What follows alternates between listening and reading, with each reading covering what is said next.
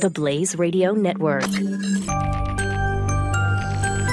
On demand. It's Stu, and welcome to today's podcast. We are incredibly excited to bring to you another Twitter lynching. And we're really excited about it because that's all we do anymore. I don't know. Twitter, it's so funny. It's such a small percentage of Twitter, or people in the United States are actually on Twitter compared to the other social networks, but it seems to dominate the news conversation. We talk about what's the right way to approach these things. How do we deal with them? And we don't want to be just beaten up constantly by the left and we lose every one of these battles and they win every one of them. But on the other hand, we don't want to abandon our principles and say, hey, you shouldn't be firing people for jokes they made. I think the third hour in the podcast today, the point I made about postmodernism, on why because you suggested something really, what I think everybody is like. Let's here's how we can figure these things out. But I told you it cannot work. It will not work because people don't understand postmodernism and they don't understand the goal of what some of these people is, and those goals happen now because the framework is changed. It's a postmodern philosophy. And until you understand that, you actually could be helping to destroy the Western way of life. Bill O'Reilly joins us as well. I mean, whenever you have a media topic out there, it's always good to have Bill O'Reilly on. Yeah, it's a Bill O'Reilly jihad. Yeah, but it was pretty interesting and looked kind of at both sides of it. And I thought brought up some really good points. Also, some news on his book being the date change. I guess maybe he's afraid of you, or no, what do you think? No. He's changing it because of Bob Woodward. Which is the same thing that went through my mind was Bob Woodward is coming out. No one is going to be talking about any book other than Bob Woodward from now until about 2025. So Glenn Beck, Addicted to Outrage 2026, you're thinking? Maybe. We're thinking about a new release date. Also, there was a real situation that happened in Idaho while we were doing the show. We don't want to even preview it. The story unfolds live on the air. We got a very important update about halfway through the show, and Stu just couldn't keep his eyes off of it. I couldn't. It was a developing story. I think we covered it responsibly, but you get to listen and figure that out. You'll have to decide on that. And should you speak your mind when being without being taken out of context? Should that be something that's available to the American people? I really argue it should be. As Glenn pointed out, maybe it can't be. We'll get into all that. Glenn Beck. So yesterday, President Trump appeared to admit yesterday that his son, Don Jr., met with the Russians in Trump Tower with the intent of getting dirt on Hillary Clinton. He tweeted, and I quote, "This was a meeting to get information on an opponent. Totally legal and done all the time in politics, and it went nowhere. I did not know about it," end quote. Now, this, of course, set everybody's hair on fire all day yesterday. Oh, my God. Oh, my gosh, Donald Trump. He contradicted what he said last year. Okay, of course he did. Don Jr.'s statement regarding the meeting was this, quote, "We primarily discussed a program about adoption of Russian children that was active and popular with Russian or American families years ago and since ended by the Russian government. But it is not a campaign issue at the time, and there was no follow-up," end quote. But was Trump's admission yesterday something that we didn't know already? We've seen the emails from Don Jr. accepting the meeting after they offered compromising information on Clinton. But it all went south when the Russians came in and all they wanted to do was talk about adoption and the Magnitsky Act. So whether the president actually knew about this meeting or not, we may never know. But we do know that high-level members of the campaign at least wanted to collude. They just never got the chance. And again, this is as far as we know. And we've known this for over a year. So there is nothing new here. Now, I did see a line in an NBC News story that got my attention. Directly after quoting the president's admission in the tweet, the article said this, quote, "It is illegal for campaigns to accept help from a foreign government or from foreign nationals," end quote. Now, see, this is really interesting. Because if that is true, why haven't the senior members of the DNC and even Hillary Clinton not been arrested? because the DNC hired a foreign national, a former spy, Christopher Steele, and he got information. Not only is he English, but he got information from the Russians. Why isn't that a problem? The Trump campaign wanted information from a foreign national, a Russian lawyer, a friend, but didn't get it. Clinton campaign wanted information on Trump hired by a foreign spy from a foreign nation state, and then used that information to manipulate the FBI and the DOJ. Out of those two scenarios, how are they different? I mean, I think one is worse than the other. One candidate tried and failed, and the other one was successful in getting compromising information. Whether any of it is actually true or not is another issue. But she then used that information to try to swing the election, and the fallout is still affecting the public opinion to this day. In the end, both sides were wrong. Team Trump was wrong for accepting the meeting under those conditions. Shouldn't have had that meeting. Shouldn't have taken it. Team Clinton was wrong for yet another crime that she will never have to answer for. But no one's concentrating on the larger issue here. How often does this kind of activity happen? How many foreign nationals are making money off U.S. elections? How many foreign nationals are influencing our elections?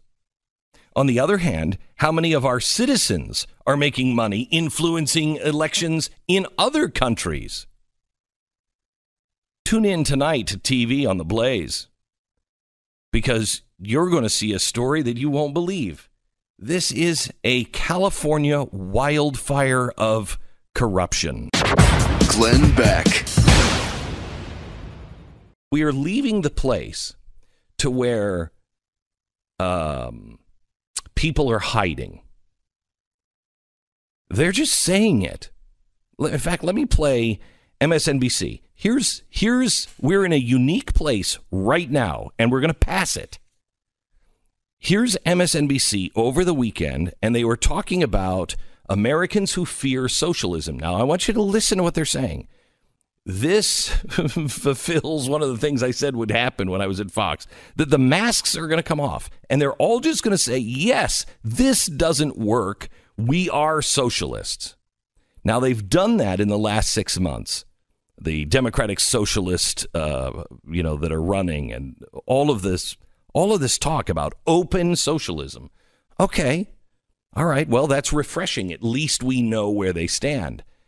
However, the window is closing, because listen to the way MSNBC is talking about it. Listen. I also think we sit here and we talk about this big concept of socialism. We debate what it actually means. All the polling that I've seen, when people go out state by state and ask what people care about, it's about the cost of health care. Yes. Right? That's what people care about. Yes. So if you can show up and you can say, I'm going to take care of the cost of health care, like that's a really powerful argument. But you're getting into details and you're talking about a nuanced, powerful argument. Yeah. But lots of people don't get into the argument. They just go, oh my gosh, socialist, I can't have that. It's going to take all my money. And I will tell you, if the entire Democratic Party gets branded as socialist successfully going into the midterms or into the 2020 presidential, depending on who takes that mantle, they lose. Even Period. if those are winning story. policies, it's such a difficult term.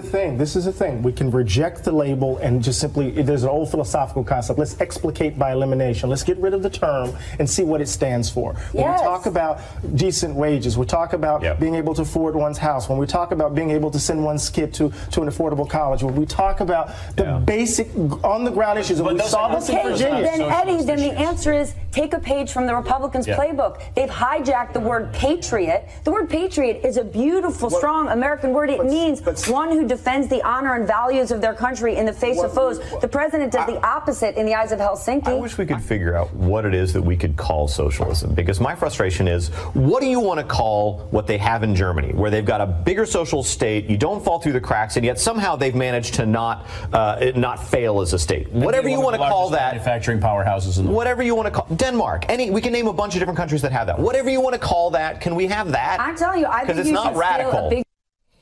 Yes, it is. Actually, it's very radical. And I'm so tired of the Denmark and the Norway things. They are massively failing now. They are running away from socialism. It works when you have a homogenous society. When you have everybody blonde hair, blue-eyed, everybody's from the same place, everybody feels the same way, everybody is connected to the land, if you will. The minute you start to add in immigrants, the minute you start to have a real influx of immigrants who say, no, I don't want to be like you, the whole thing begins to shimmy apart. And that's what's happening in Norway and Denmark and Sweden. It's all coming apart. By the way, our way is better.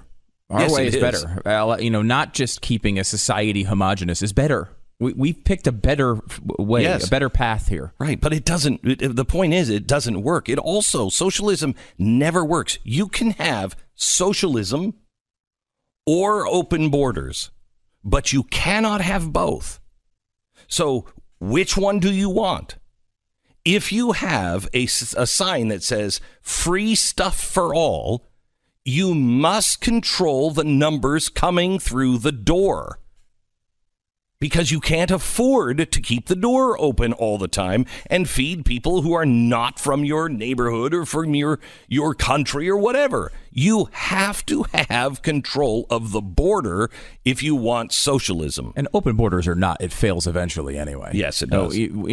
But it just makes it so much faster. It makes it so much more difficult. Can we quickly point out one thing here? Yeah. It's frustrating to me right now? What we're hearing from a lot of people in the Democratic Socialist pitch right now is how bad, and it's returning to the top of the polls, how bad the healthcare costs are, how high they are, how people are concerned about them. It's coming to the top of their minds yet again. Can we all remember that Obamacare wasn't repealed? It's still in force right now. This whole thing you told us was going to solve the problems when it came to healthcare. Made the problem worse. It didn't change anything. It made it worse, and we never got rid of it. They fooled with it a little bit on the edges, and they've been able to do a couple of things, but really there's been very little effect from anything Trump has done since getting into office or anything that the Congress has done since Trump got into office. This is just Obamacare. So when you're complaining about the cost of healthcare, you're complaining about your solution for the cost to healthcare. And they can't let them get away with this. All of a sudden, now we have to go to socialism? We have to go further left to solve the problem you created by going further left? That's the way they always do it. Always. So here's the thing. You'll notice that what they're saying is, let's not talk about socialism. Let's talk about, the cost of healthcare and the cost of your home. Well, that's fine, except you're not talking about the actual cost. The anchor mocked, you guys are going to take all my money. Yes, that's what socialism does. And then socialism makes everybody into a nice little brick. Everybody's the same. Well, we're not the same. We are vastly different. I watched a show this weekend called The Hour on the BBC. It's a series, came from, 2012 or something like that. And it's really good. It's about a TV show that was started in the 1950s. It's a drama. And it's how they are putting on the first kind of like a 60 Minutes in England. But you watch a first few episodes of this thing, you are going to appreciate the United States of America unlike you've ever appreciated it before. You are going to appreciate the progress that we have made and how far ahead of the game we were from everywhere else. When you see what the press had to deal with to be able to get past the government censors, and anybody who is liberal at all, watch that. You tell me that, journalism, it's so much better with the BBC. Really?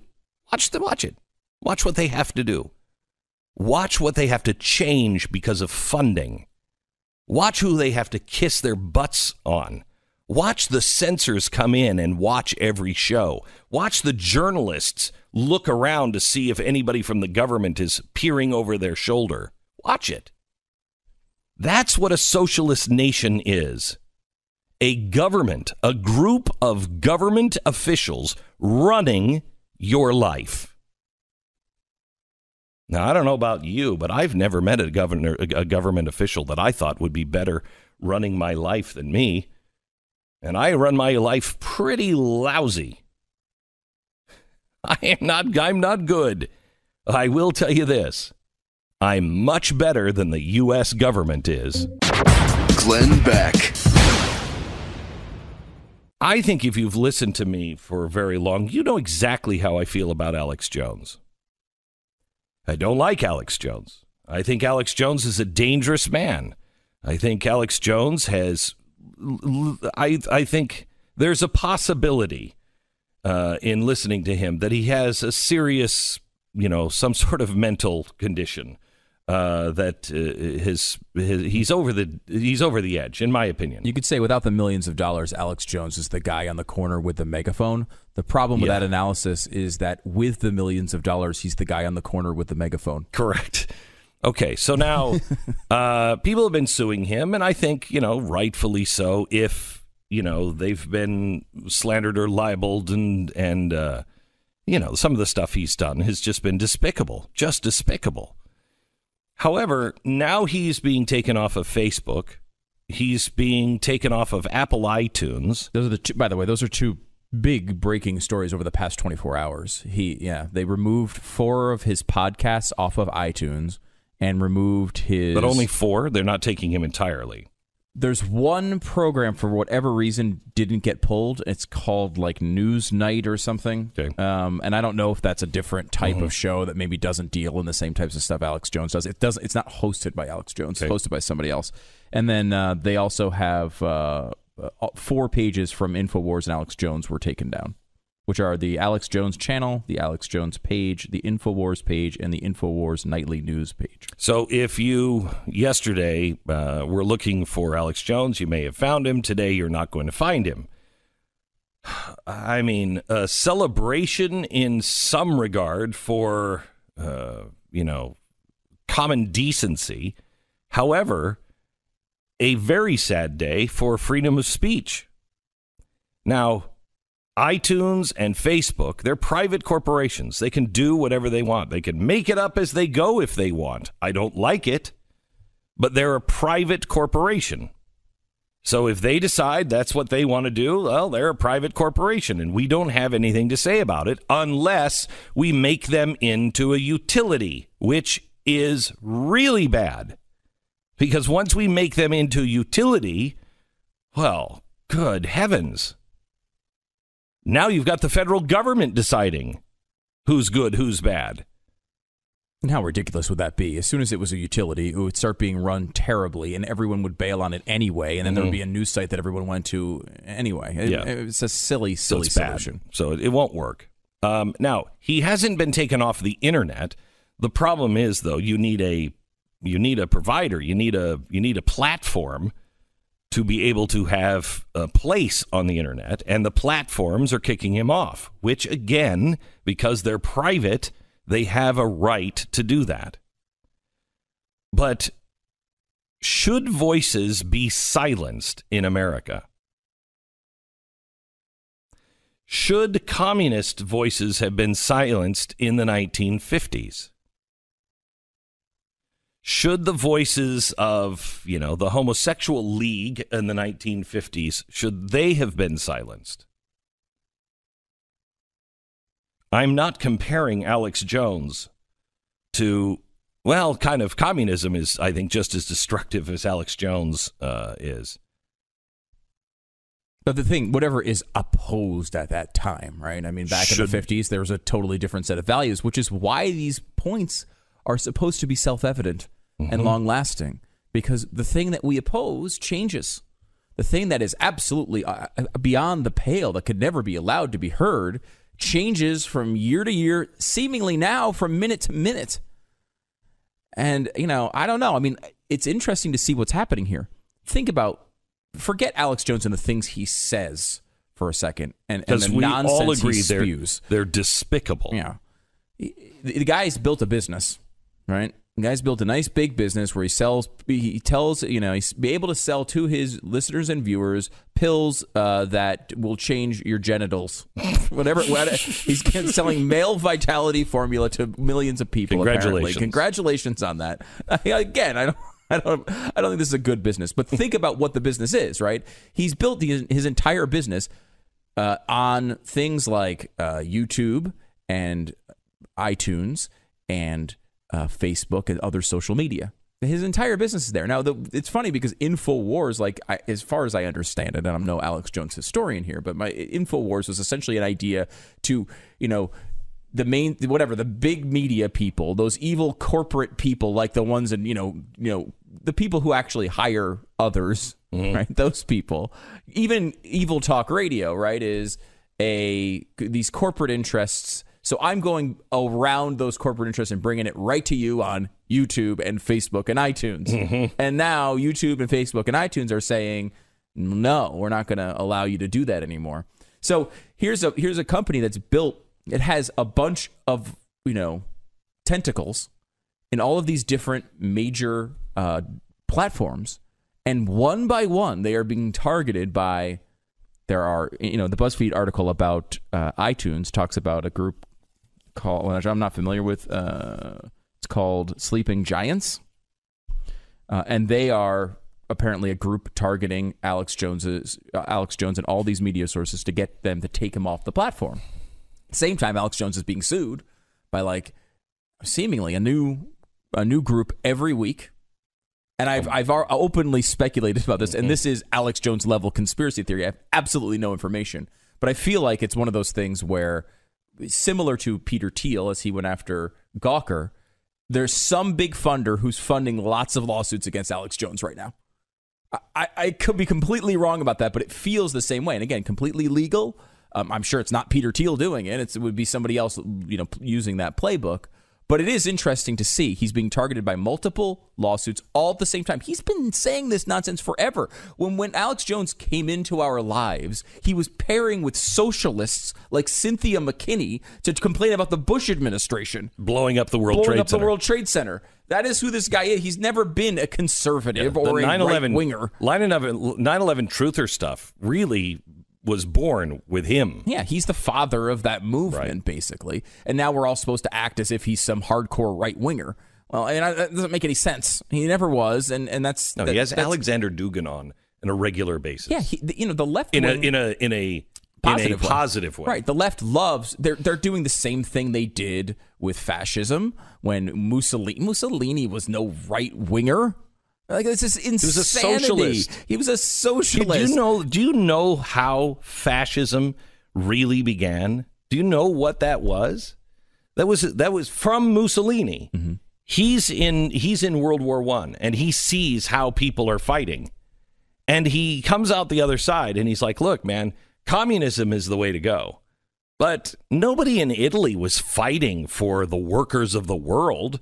They were fighting for Italy. So we have to make this national socialism, not international socialism. International socialist workers of the world. That's communism. National socialist workers, that's fascism. The only difference is, are you nationalist? Do you own everything? Or do you govern it and own some of it, but you tell industry what to do? All right. That's why the voting records of the Nazi Party and the Communist Party are incredibly similar. Yes. Up until they started really hating each other in the struggle for power. But their voting records, they supported the same policies largely. So it's interesting to kind of see this happen, because that's been what the media's done for a long time. They're trying to push Alex Jones. And look, he really likes Trump. So I can see there is a sensible, tie there. I'm not saying there's nothing there, but I mean, they've been trying to push Alex Jones off on the right for a very long time. Mm-hmm. But it's interesting to see this happen, because there's nobody who thinks Alex Jones is worse for the world than I am, and you. I mean, I think he's terrible. He's a terrible, terrible influence, and I hate the fact that the right has to bear some ownership of his ridiculous nonsense. But the idea, it seems to me that the simple thing to do here is to let people, when they sign up to hear something, let them hear it. Like, the idea that you need to go through Facebook, and they have every right to do this. They're a private company, as you mentioned. But it's like the idea that they have to go through and try to manipulate what people hear when they've chosen to try to seek it out is here's the amazing a bad thing. idea. Here's the amazing thing. Facebook came to people like us, content creators, and said, hey, put your content on here. Give us your listeners.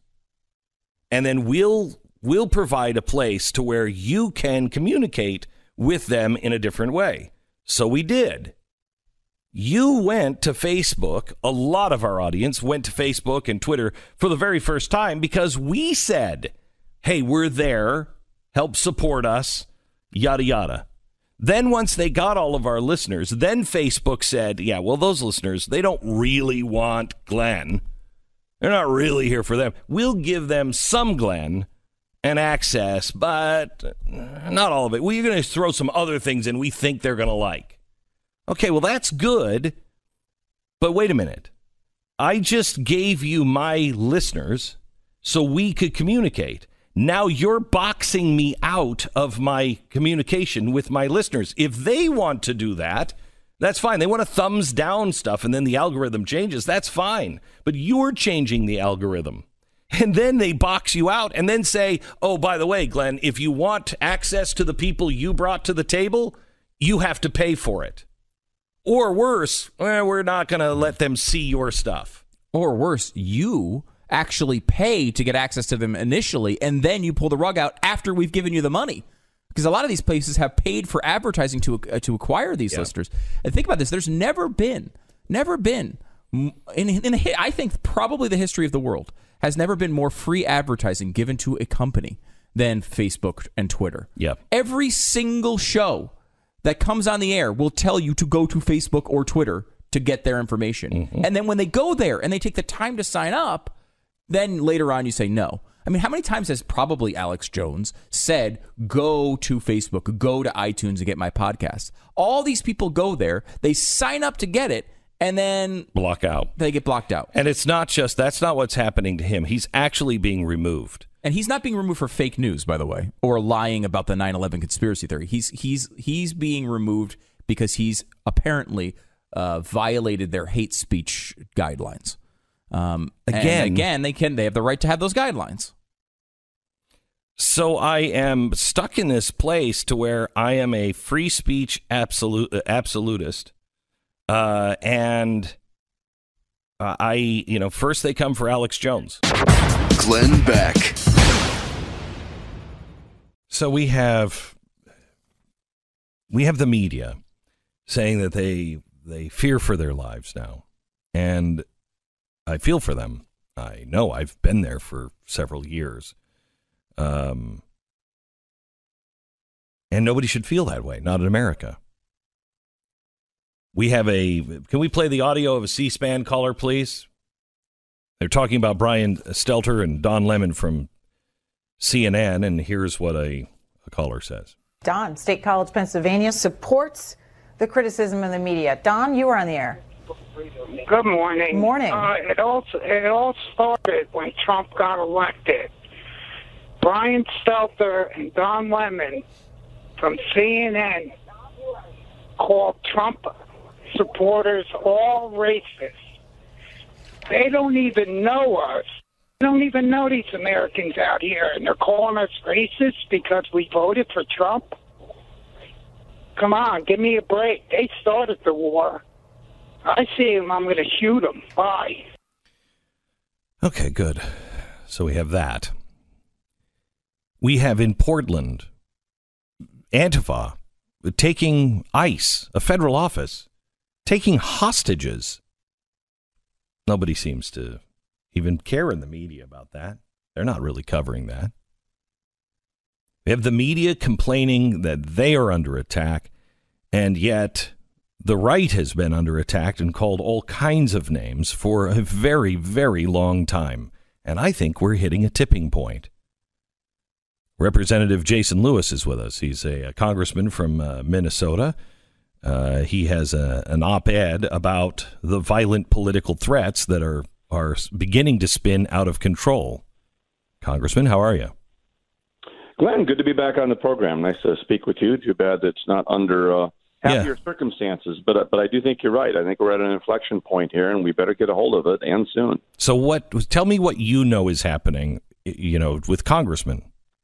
Well, look, we all know that the number of threats reportable to the Capitol Police have skyrocketed. It started long ago. It's not just in the last week or month. It started literally at the inauguration. A year ago this month, I had protesters on my front lawn.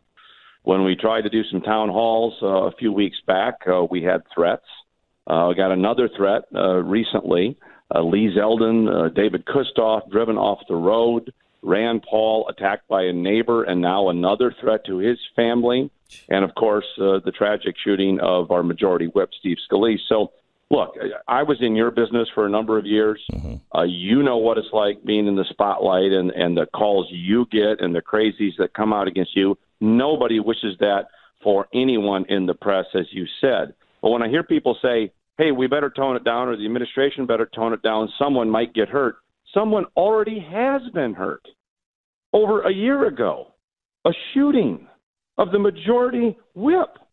And yet, not only that, I mean, let's not minimize that. That would have been, if he would have been successful, if that gate wouldn't have been locked, he might have killed a third of Congress. And that was a political assassination attempt. Yes, it was. That was based on ideology. We know that. And that is quite different than someone going off the deep end, as tragic as that might be. But all I'm saying is, to your point, oh, goodness, somebody might get hurt if the president says this or that. Agreed, I don't want any threats on the First Amendment. That's how you make your living. That's how I made my living. But someone already has been hurt, and there hasn't been enough reportage on that. So how do we change this, or what has to happen? Well, you're left with the inconvenient truth that the reason there's been a double standard or a very heightened concern over one particular situation and a lack of reporting over the other is, in fact, ideology, is who's doing the targeting and who's being targeted. And that's tragic. But look, if you look at any tyrannical regime, from Cuba to Venezuela, from the former Soviet Union to Red China, the first thing they do is try to silence people. That is the first thing they try to do. And I think it's somewhat ironic, Glenn, when you've got legitimate concerns over silencing the fourth estate, the media. Oh, we can't have that. And yet, indeed, when your office is crashed, when people break security protocol, they crash your congressional office. When resistance or indivisible deliberately try to disrupt and hold the mic without giving it back in town halls, when they intimidate and they threaten now, they are trying to silence their opponents. They are trying to make certain that some speech should not ever be uttered, which is an assault on what you do, assault on what I did, and it's assault on the American experiment called the First Amendment. And that is very, very troubling. So does should the president tone his rhetoric down? Look, would I do things the way the president does all the time? No, I wouldn't.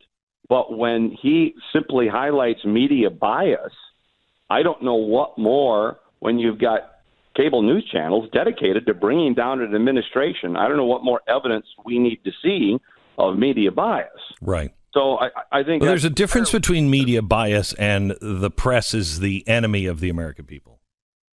I think there is. And look, as I said, I want everyone to know that the First Amendment is sacrosanct and no one in the press should be threatened. No one in Congress should be threatened either. No supporters of a particular political candidate should be threatened either. And certainly these attacks, which have escalated from the left, whether it's Antifa, whether it's Occupy Wall Street, whether it's the actual shooting of the majority whip, whether it's the myriad of Diane Black, you're not going to find a more sincere, more thoughtful, deliberate person than Representative Black. She was the chairwoman of the Budget Committee in which I serve. She's now running in Tennessee for statewide office. They had to arrest a fella, grand jury indictment, who threatened her and her family. And people say, well, it cuts both ways, and to a degree it does.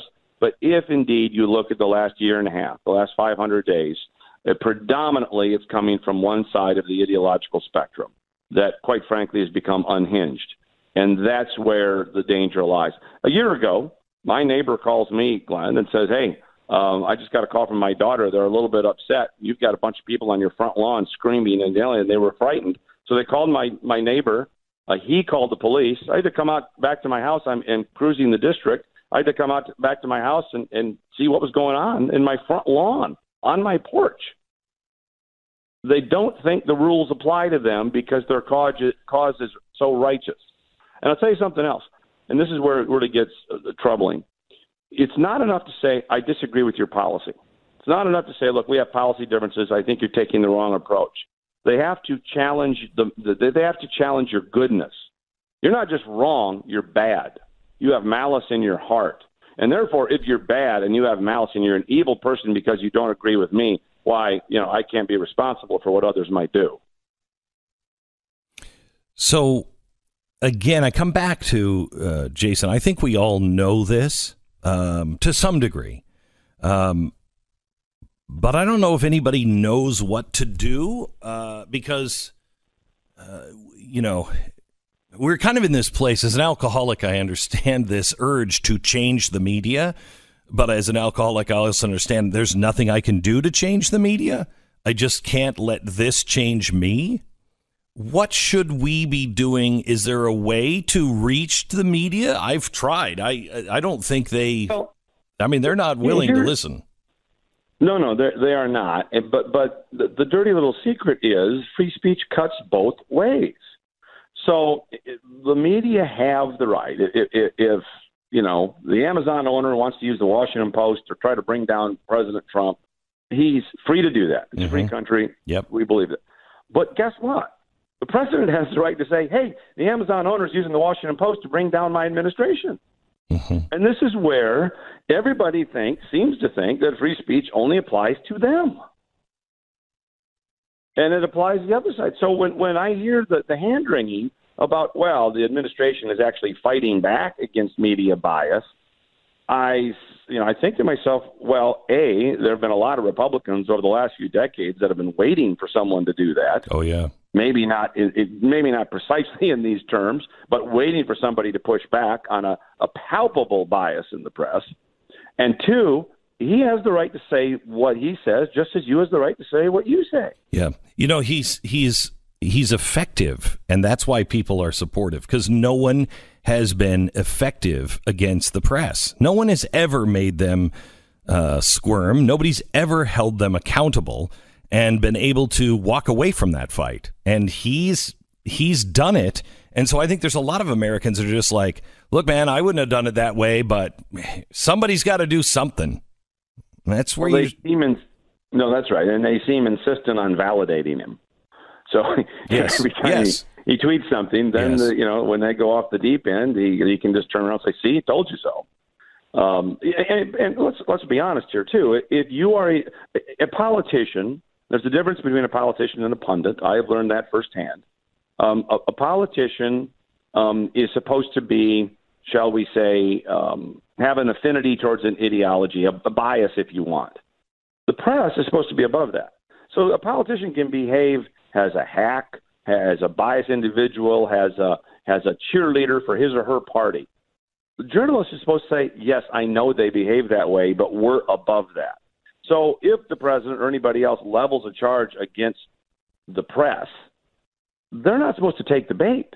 If you're a good journalist, you're supposed to rise above it. Are you concerned at all by, let me use the extreme. We were talking today about how Alex Jones is being removed from, he's still on YouTube, isn't he? Still on YouTube for the moment, yeah. But Stitcher, Facebook, YouTube. iTunes, and in recent moments here, Spotify as well. Okay, so I find him despicable. I find his opinions despicable, unfounded, and grotesque.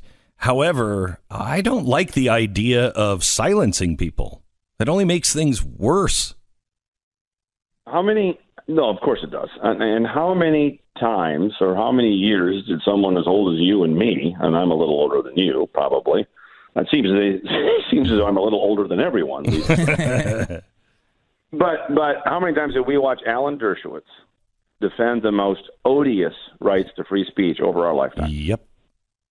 Hundreds of times. Time again. And where is that now? I don't know. It's Voltaire redux. I mean, you will defend your right to say it, even though I disagree with it. That seems to be a lost art. I mean, and now we get word that Twitter's movement towards silencing bots is actually shadow banning a bunch of conservatives. Yes.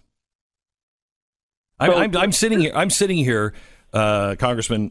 I have from my own collection of books, the Anarchist Cookbook. This is something that tells you how to make poison gas, how to make TNT, how to kill people, how to torture people, how to, cause all kinds of disruption. It was printed in 1972. It has gone over and over and over again through the courts. You have a right to print it. The author even wanted it to stop being printed, but he didn't own the rights to it anymore. So it is still out on the market. That is freedom of speech. That is a country that I'm proud to live in that says, I hate this book and I hate the fact that somebody put it out, but I so appreciate the fact that something this offensive can be printed here. We're not that country soon. No, you're right. And that's what I said in the op-ed. Those of us old enough to remember the 60s understand that we're getting close to that phenomenon, but the difference is there was the free speech Berkeley crowd in the 60s. Yes. The left has morphed into a much more tyrannical movement. In the 1960s, when you had the Democratic Convention and you had the Watts riots and you had all of that, people didn't like it, but they said these people, especially people on the left, have the right to free speech. It was the free speech movement coming out of the Bay Area. Now that is gone. If you are not on the right side of the spectrum, you don't have the right to. They are saying this, Glenn. I know. Publicly, they're saying, look, if you hold these views, you don't. Having that view, having that speech is harm, and we're not going to let you say it. Talking to Congressman Jason Lewis. Jason, before we let you go, you're running for re-election. How's that looking for you? Minnesota 2 is sort of the microcosm of the country. The president won my district by 1 point. I was so darn popular, I doubled his margin. Wow. Wow. Congratulations. Actually, 1.7. So as Minnesota 2 goes, the country goes. It's a majority maker seat. And if we don't, I firmly believe, fellas, that if we don't keep Minnesota 2, we will lose the House. And if we lose the House, we will go backward in a way that will be dramatic. Yeah, we're going, big time, especially now with the love of Democratic Socialists. And the fervor to impeach. Where can people get involved with your campaign? Thank you. They can go to Jason4MN. That's Jason for Minnesota abbreviation. Just Jason4FORMN.com and get involved. And the DCCC has targeted us as one of the top, I believe, top 5 or maybe top 2. It's just a tough race. And naturally, for those Democrats out there that hate money and politics, my opponent is taking in millions. Congressman, thank you so much. Glenn Beck. I would really like to. Could we open the phones for anybody who is listening to us in Oregon or the surrounding areas? Anybody who's in Vancouver, Washington, or anyone in southern Washington State? What the hell is happening? Now, I personally think this is my grandfather's prediction of the people who are just too damn weird for California are moving up here. And that's what he said when we lived in Washington State. And I think that's true. The ones who were turned off by the commercialism of Hollywood and Southern California and thought that was all a sellout. The ones who really, really believed in something, they moved up into the woods. They came up into the Pacific Northwest. And so that's a real die-hard socialist, almost communist compound up there in areas. And they're serious. And they are smack dab next to people who, when I was growing up, always wore flannel shirts. These are the people that, Eddie Bauer is Ralph Lauren. Okay. And they're the farmers, they're the loggers, they're the Boeing workers, and they're just hardworking, normal people. And they're not into communism. And you've got these two forces, and at some point, the people who, wear Eddie Bauer are not going to take it because they're seeing things destroyed. And put yourself into Portland. Say you're living in Portland.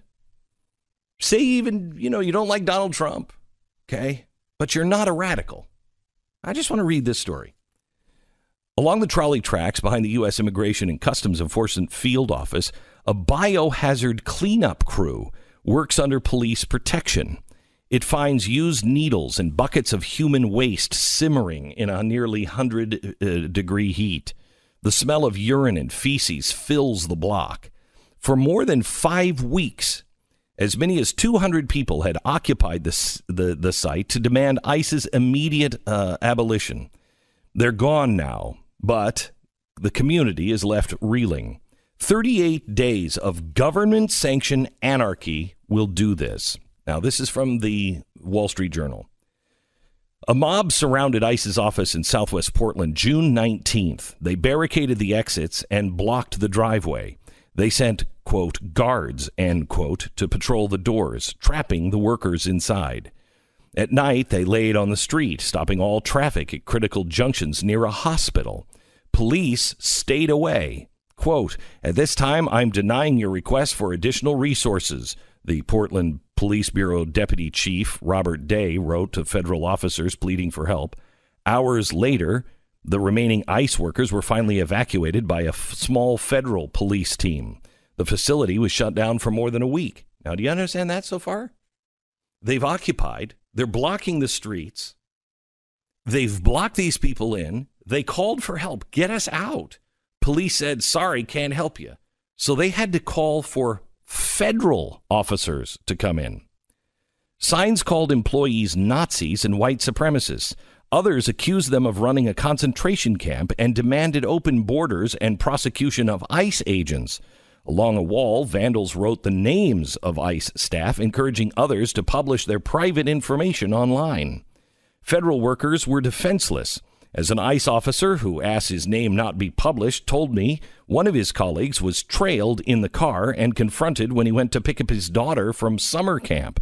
Later, people showed up at his house. Another had his name and photo plastered on flyers outside of his home, accusing him of being part of the Gestapo. So where were the police? Ordered away by Democratic Mayor Ted Wheeler, who doubles as the police commissioner. Quote, I do not want the Portland police to be engaged or sucked into a conflict, particularly from a federal agency that I believe is on the wrong track, he tweeted. If ICE is looking for a bailout from this mayor, they're looking in the wrong place, end quote. The mob set up camp behind the building where they harassed journalists and banned photography. The open border advocates also erected an 8-foot wall around their site. Now that's funny. Isn't that funny? Here are people who apparently are doing the right thing in their mind, but you ban all photography, and then to protest the wall, you build a wall. The reporter says, I walked through and I saw young children, even infants, in squalid conditions in 90-degree heat. Every American flag was defaced, but the anarchist and communist flags were unsoiled.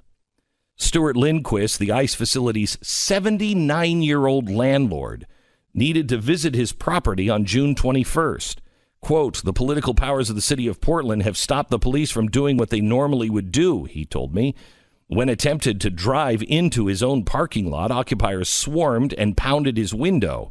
In the commotion, Mr. Lindquist's car struck someone in the mob who wasn't injured. His home address, however, later appeared online, and he says the harassment has not ended. On June 28th, federal police mobilized from an out-of-state facility, and they finally moved in to reopen the office. They arrested a handful of people for refusing to leave the ICE office's storefront, but the rest retreated to the camp and focused their vitriol on the officers. They repeatedly called black officers traitors and house N-words. They shouted that that they knew where the officers lived, and they published their addresses online. The Hakes family, who owns the Happy Camper food cart across the street from the ICE office, responded to a statement with incredulity. The mob, quote, terrorized our family, end quote, and forced the family business to close. Mrs. Hakes showed me a text message from her 21-year-old daughter, Brianna, who ran the cart. I just saw a drug deal, Brianna reported. After members of the anti-ICE mob spotted her selling breakfast burritos to federal officers, the situation quickly deteriorated. Call me immediately, Brianna wrote. I'm being accused of supporting the pigs and child deportation. She said the people that were wearing masks threatened to hurt her and burn their cart down, and the police never responded to her frantic phone calls. Randy Glary, a 52-year-old artist, longtime resident, was photographing the camp when he said a group of occupiers knocked his camera in his face. Charles Williams, 62-year-old man who lives across the street, said someone threatened to stab him with an AIDS-infected needle. From his balcony, he said, I saw thugs begin masked street patrols, brandishing sticks. Lisa Leonard, 53-year-old disabled resident, said occupiers hit her on the head, disabled her electric wheelchair, and lifted her in the air when she complained about the loud drumming. She called the police. They would only take her statement. Locals wondered why the city has allowed this. According to Peter Simpson, public information officer with the Portland Police, it is at the mayor's direction. PBB is involved in a very limited action. Back at the trolley tracks, the occupiers have been evicted, but now taxpayers are going to have to foot the costly cleanup bill. The Hakes family still trying to recover. Brianna has decided to move. They know my face and car, she said. Like the other residents, she expects the mobs to return. That's incredible. I mean, we've heard very little about that story as it's developed. It's really interesting, isn't it? It is. As you were talking about it, it sort of tipped off a reminder of the Pizzagate thing that happened in D.C., where one of the Pizzagate believers went into Comet Ping Pong or whatever it was with a gun. It's something they continually refer to as a major incident. Now, of course, it was not good. The guy went in there, thought there were, tunnels for sex slaves with a gun. Horrible. Could have been bad. Realized that the conspiracy theory was untrue, and then gave up to police, and it was over. They didn't. That's not the story here at all. No, they came in and they took over a facility. They kidnapped. I would argue kidnapped workers. If you're not letting people leave, I mean, absolutely. Hello, that's the Iranian hostage situation. 1979. You close off the embassy and no one's leaving. Can you imagine if a Trump-friendly mayor happened to be the mayor of where Comet Ping Pong was, and they said, you know what, we're not going to go assist the people at the pizza restaurant. We're just going to let that guy stay there with a gun and continue to hold hostage all the workers. Can you imagine? And by the way, if you're worried about this election, your best hope is that the people who are saying end ICE are being embraced by the Democrats. This isn't I'm sure the behavior they may shun, although again the mayor is saying the opposite. He's not even inviting the police there. But they're advocating for this. This is Alexandria Ocasio-Cortez in action. Let's go to Dennis, who lives in Oregon. Hello, Dennis. Welcome to the Glenn Beck program. Hey, Glenn. Pleasure to talk to you. Thank you very much. I lived 25 years in the Seattle area, and now I'm living down here south of Portland, quite a way south. But over the 25 years, we have seen more and more tolerance to the Antifada movement, and they're always these cities like Seattle is almost unlivable now. Street people living everywhere. You talked about San Francisco, but Seattle's right behind them, and Portland is right on the same train. And I don't understand why. So, I mean, the average people in Portland, they're fine with all of this? Most of them are very extremely liberal. And but there are the occasional conservatives in the area, but they're very rare. Okay, so no liberal has a problem that you know of. No liberal has a problem with Antifa and what they're doing. I have not talked to one who says this is bad. They all think it's for the people. It's for the people. Wow. All right, Dennis, thanks for your phone call. Let me go to Jay in Ohio. Hello, Jay. Hey, Glenn. Hey. Hey, Glenn, how are you? Good. Good. Hey, we moved away from the Portland area about 6 years ago. A lot of things added up to cause us to move, but one of them was this mob mentality that was starting to take over with Occupy Portland. Saw all that going on and found that very few people had a problem with that, where mobs were taking over the city, making it dangerous to walk, destroying property, turning the city into a garbage dump. And we've had a series of really bad mayors out there over the last 20 years. And this current mayor, who looked like he was going to be the savior, has turned out to be the absolute worst. I go back there routinely for business, and the city is dirtier, smellier, needles everywhere, feces all over the ground, tents set up in places you would never expect. Can I just stop for a second? When did Americans start crapping on the streets? When did that happen? I missed that turning point in our history. It's just vulgar. It's absolutely vulgar, and the people are starting to get sick of it. Contrary to what you heard from your last caller, I'm out there pretty regularly for business, and even my leftist friends are getting sick of mostly the homeless problem. You've got three groups of homeless: people who are down and out, people who are maybe vets or have mental illness problems, and then a whole group of people that are there as lifestyle campers wanting to live on the street, smoke dope, and harass people. And the city's doing nothing about that last group, and people are starting to get fed up with that. And then the Antifa stuff, people who are somewhat against it always say that those people are provoked. So, like the guys that were there over the weekend, I forget. How do you wait? But how do you say that when they've taken a building full of hostages, of federal agents, and would not let them leave? Well, because those federal agents in their minds are Nazis. Gestapo. They really believe that. Do the average people in Portland believe that?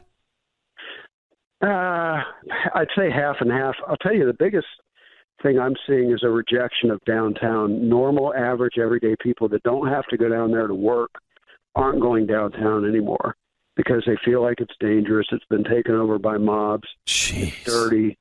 So, Macy's pulled out their headquarters store in downtown Portland about a year and a half ago, and they said it was because of poor sales.